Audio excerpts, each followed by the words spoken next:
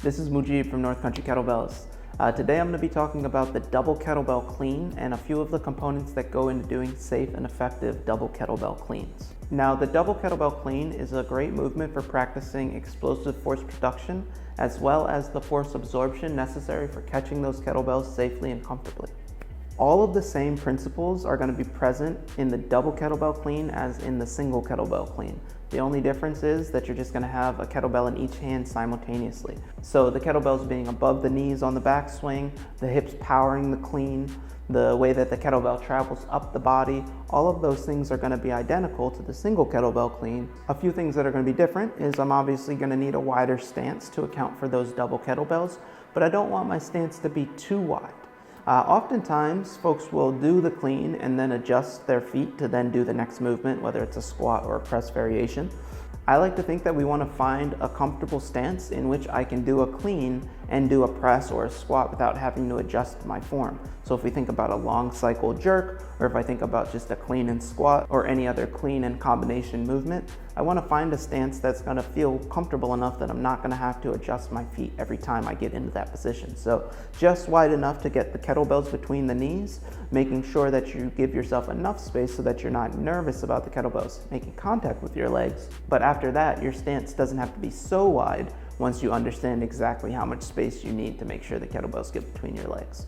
Another component that's specific to the Double Kettlebell Clean is that we're going to need to increase the amount of power and force that we're putting through the hip drive to account for those double weights. So if I'm used to doing a single 50-pound kettlebell clean and now all of a sudden I'm doing a double 50-pound kettlebell clean, then my hip drive is going to have to account for that extra 50 pounds. So I'm doing 100 pounds plus worth of hip drive in order to get those kettlebells into position. That can be something that can catch folks off guard if I'm not accounting for the fact that I'm going to be controlling double the amount of weight, both on the drive and on the catch. But as long as you take the time to acknowledge the fact that that's double weight and that we're going to add up a little bit more force in our hip drive, then everything will go exactly the same, just as smooth, just as comfortable, and just as easy on the catch. Again, we want to re-examine some of those single kettlebell clean specifics, like the kettlebells wrapping around the wrists, not jumping over the fists, making sure that the kettlebells aren't having a very heavy impact when they're landing on the body, but instead the impact is very smooth when the catch happens. I want to think that the bells are still traveling up the midline, both on the way up at the catch and on the way down. So I'm not necessarily letting the kettlebells go too far off of my midline. Again, so we want to make sure that everything with the clean is tied to the center of the body and not two units moving individually, but instead my hip drive is going into one unit, which I'm catching in an equal position from the middle of my chest. With that said, we can always think about catching the Double Kettlebell Clean with an open hand.